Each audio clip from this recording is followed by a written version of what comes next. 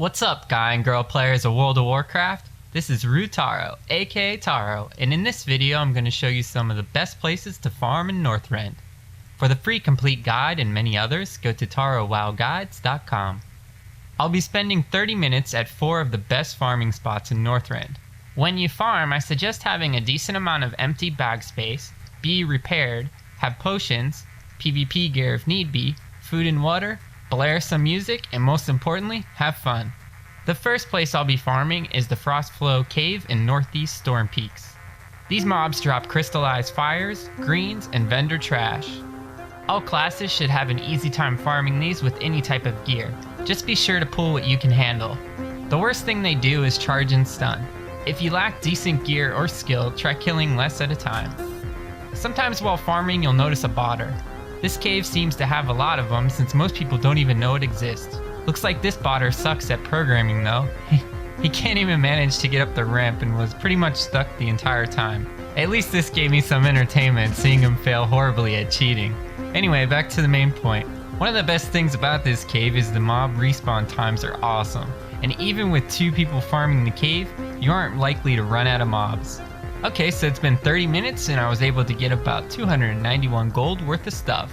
Next, I'll go to the Cauldron of Flames in southeast Wintergrass. It's important that your faction holds the zone or you won't be able to get the best farming mobs. As with the last farming spot, these mobs drop crystallized fires, greens, and vendor trash. All classes should have an easy time farming these with any type of gear. Just be sure to pull what you can handle. Even with a full respawn, it doesn't take long to clear everything out. To help with the downtime, I usually switch over to killing Tempest Revenants that drop crystallized airs, greens, and vendor trash, and then I head back and continue clearing out the Cauldron area. If the price of Eternal Lives are high enough, I usually head to the southwest of Wintergrasp and farm those instead of Eternal Airs between waiting on Flave Revenant respawns. It's a long way to travel and can nerf your farming gold per hour ratio if they are cheap on your server. All in all though, Wintergrasp is an easy and great place to farm. In 30 minutes I was able to get 211 gold worth of stuff. Alright, now for Icecrown. This farming spot is a bit different as no solid items like crystallized fires drop. These mobs instead drop money, greens, vendor trash, and frostweave cloth. What's really nice about them is you won't have to worry about respawns as there are plenty of mobs around even with 3 or 4 people doing dailies or farming them. They're also clumped up and you can pull multiple packs of mobs fairly easily. All classes should have an easy time farming these with any type of gear and a fair amount of skill. Just be sure to pull what you can handle. I find this place to be one of the most enjoyable places to farm as well. The scenery and mobs are a lot more interesting than flame blobs. After 30 minutes I was able to get about 244 gold worth of stuff. Finally, the last place I'll hit up is Foreign Anvil in East Storm Peaks. As with the first 2 farming spots, these mobs drop crystallized fires, greens, and vendor trash.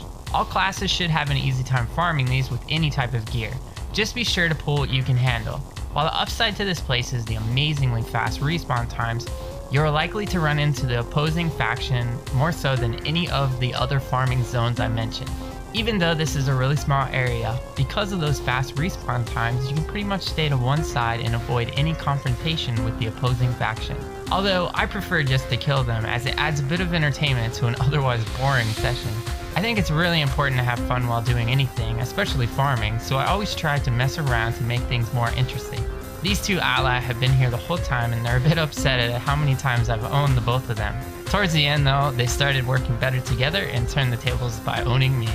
This is definitely a good reason to bring PvP gear along if you're on a PvP server. I noobed out and forgot mine in the bank. Anyway, this is another great place to farm and even with some allied trouble, I was able to get 178 gold in 30 minutes. Okay, so now that I'm done farming, it's time to DE the greens and list everything.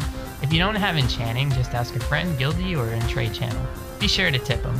For enchanting mats, I prefer to list them for 12 hours and in singles if I don't have a whole lot.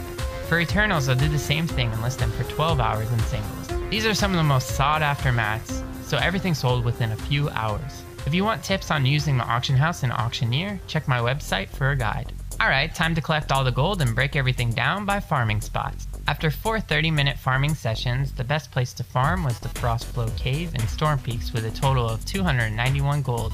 Next was Icecrown with 244 gold, then came Wintergrasp at 211 gold, And last was Foreign Anvil and Storm Peaks with 178 gold.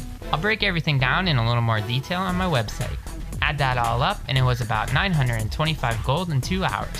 So just think, after 5 days of similar farming or 1 day of non-stop farming, you can buy your epic flyer, or whatever else you might need.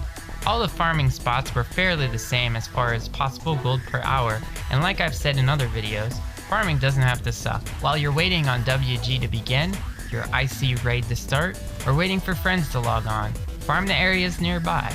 So there you have it, 4 great farming spots for those of you who just hit 80, hate dailies, don't have professions, or are just looking for a way to get some extra gold.